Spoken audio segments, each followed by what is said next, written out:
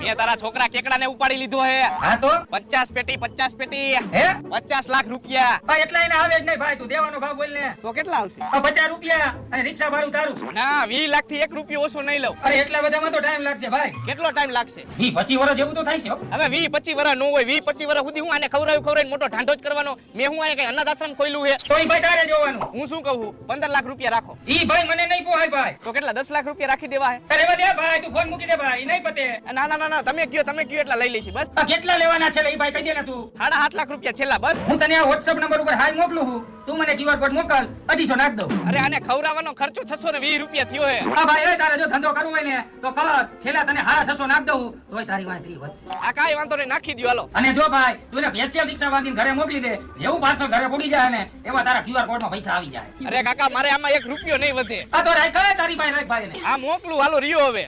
હાલે તું આને ઘર ભેગો કર રિક્ષા બોલાવ.